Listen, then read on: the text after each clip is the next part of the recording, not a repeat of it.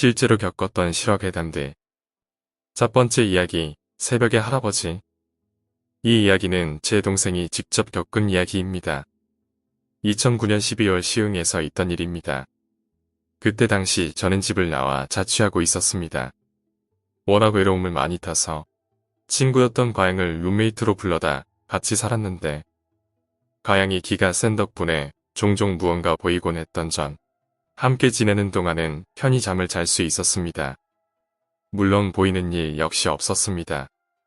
가양과 지내는 동안 보이지 않는 일에 익숙해지고 서서히 잊고 지내게 되었습니다. 어느 날 가양이 배가 고프다고 밖에서 사 먹고 오자고 보챈 탓에 새벽에 외출을 하게 되었습니다. 마침 고양이 모래도 사와야 할 때라 나간 김에 이것저것 사다 보니 돌아오는 길엔 군것질거리와 고양이 모래를 비롯한 여러 가지로 양손에 한 짐씩 들게 되었지요. 그때 가양은 남자친구와 전화를 하고 있었고 양손에 한 짐인 저와 달리 작은 비닐봉투 하나를 들고 저만치 앞에서 걷고 있었습니다. 들린 짐의 무게 탓인지 걸음의 탓인지 저보다 빨리 걷던 가양은 어느샌가 까마득하게 멀어지고 있더군요. 자취방으로 가려면 직선으로 늘어선 3개의 교차로 중 2개를 지나 세 번째 교차로에서 오른쪽으로 꺾어서 들어가야 하는데 저는 첫 번째 교차로에 있었고 가양은 세 번째 교차로에 접어들고 있었습니다.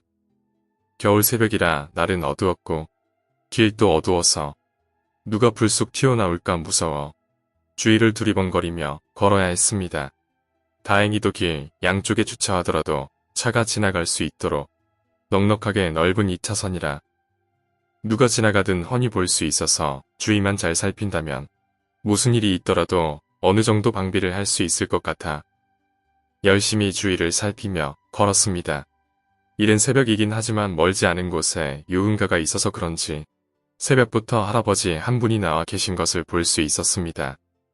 무엇 때문에 나와 계신지 모르지만 첫 번째 교차로의 왼쪽 길에서 가만히 서 계셔서 저는 두 번째 교차로를 지나며 더 이상 보이지 않을 때까지 주위를 두리번거리며 할아버지의 뒷모습을 보았고 세 번째 교차로에 접어들 때까지 지나가는 사람 하나 보지 못하고 별일 없이 오른쪽으로 길을 꺾었습니다.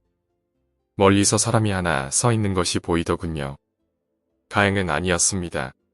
어렴풋이 보이는 형체에 이 시간에 나온 사람이 또 있구나 하는 생각을 하며 원룸을 향해 부지런히 걸었습니다.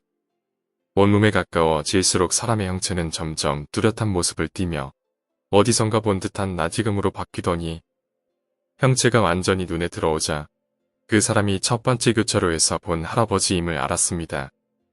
제가 밤눈이 아무리 어둡다지만 세 번째 교차로를 지나야 갈 수 있는 이 길로 할아버지가 달려가는 것을 못 볼 수가 없었습니다.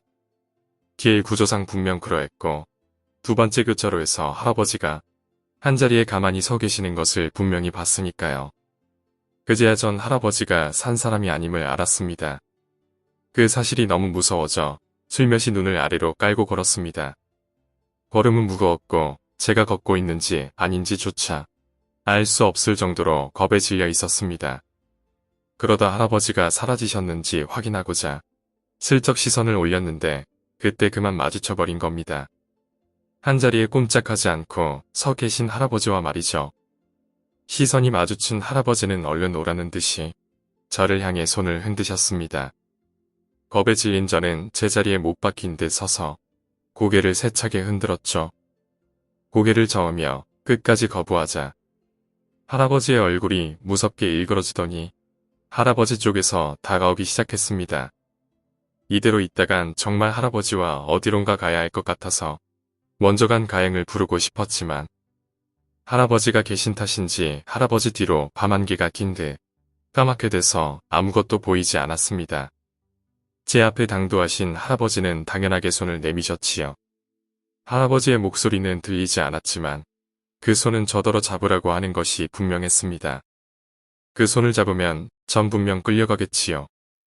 그것을 본능적으로 알고 있음에도 손을 내밀게 되었습니다. 분명 내밀었습니다.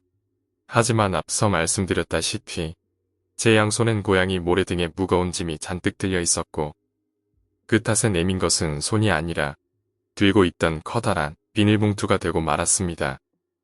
본의 아니게 글이 되어버린 상황이 무서운 가운데에서도 어찌나 우습던지 저도 모르게 터져나오는 웃음을 참기 위해 얼마나 애를 써야 했는지 모릅니다. 그 탓에 제 얼굴은 일그러졌고 그 상황이 유지될수록 할아버지의 얼굴도 더 무섭게 일그러졌습니다. 할아버지께서는 끝끝내 꼼짝도 하지 못하는 저를 더 이상 기다리실 수 없으신지 손가락질을 하며 무척 화를 내셨습니다. 무슨 말씀을 하시는 건지 전 좀처럼 들을 수 없었지만 할아버지의 말이 반복될수록 조금씩 귀가 뜨이는 것처럼 소리가 들리는 듯 했습니다. 할아버지께서 뭐라 화내시는지 조금 알 것 같을 때쯤이 되자 할아버지께서는 손가락질을 그만두시고 직접 끌고 가시려는 것처럼 제게 손을 뻗으셨습니다. 그때 가양의 목소리가 들렸습니다. 할아버지와 저 외엔 없었던 기묘한 침묵을 찢고 가양의 목소리는 무척 또렷해서 그 소리를 들은 할아버지께서는 못마땅한 표정을 지으시며 제게 뻗었던 손을 거두셨습니다. 너 거기서 뭐해? 가양이 버럭 소리치며 다가오자 할아버지께선 더 이상 제게 화를 내지 않으셨습니다. 손가락질도 하지 않으셨고 방해받아 몹시 속상한 것처럼 잔뜩 얼굴을 찌푸리시더니 가양이 더 가까워지기 전에 제 앞에서 깨끗하게 사라지셨습니다. 그날 이후 자취를 그만둘 때까지 새벽 외출은 하지 않았고 두 번 다시 할아버지를 뵙는 일은 없었습니다. 두 번째 이야기, 현관문의 남자. 저희 집이 비어서 친구를 집에 불렀습니다. 둘이 음악도 듣고 수다도 떨고 하다 보니 시간은 이미 새벽 2, 3시가 다 되어 있었습니다. 저희 집 설명을 하자면 현관문이 있고 현관문 바깥에 통유리로 된 샤시 미닫이 문이 있습니다. 그리고 제 방 창문과 현관문이 같은 라인에 달려 있어서 창문으로 바깥이 다 보입니다. 새벽까지 친구는 컴퓨터를 한다고 의자에 앉아 있었고 저는 누운 채로 수다를 떨고 있는데 갑자기 바깥의 샤시 문이 열리는 소리가 들렸습니다. 간밤에 제 방에서 담배도 피웠고 현관문을 봤는데 하필이면 현관문도 잠가 놓지 않았습니다. 너무 당황했지만 태어난 척 엄마야? 라고 현관문 뒤에 사람에게 말을 건넸습니다. 하지만 대답은 돌아오지 않았고 그 사람은 집에 들어오지도 않았습니다. 가족이라면 들어오지 않을 이유가 없을 텐데라고 생각할 쯤 직감적으로 문 뒤에 있는 사람이 우리 가족이 아니라는 게 느껴졌습니다. 그도 그럴 게 저희 가족은 어머니와 언니 그리고 저까지 이렇게 여자뿐이거든요. 그러나 현관에서 느껴지는 기척은 분명 남자였습니다. 그때 갑자기 스치는 생각에 집안에 남자가 있는 척을 한다면 쫄아서 가지 않을까 하는 마음에 제 방에서 아무도 없는 안방으로 말을 던지기 시작했습니다. 오빠, 누가 왔나봐. 밖에 나가봐. 정말 무서워서 덜덜 떨렸지만 그렇게 몇 마디를 던졌고 현관문 밖에 그 남자는 나간 듯 했습니다. 나가는 기척이 들리자마자 잽싸게 현관문을 잠그고 의자에 올라가 창밖을 봤는데 저는 한 번 더 놀랄 수밖에 없었습니다.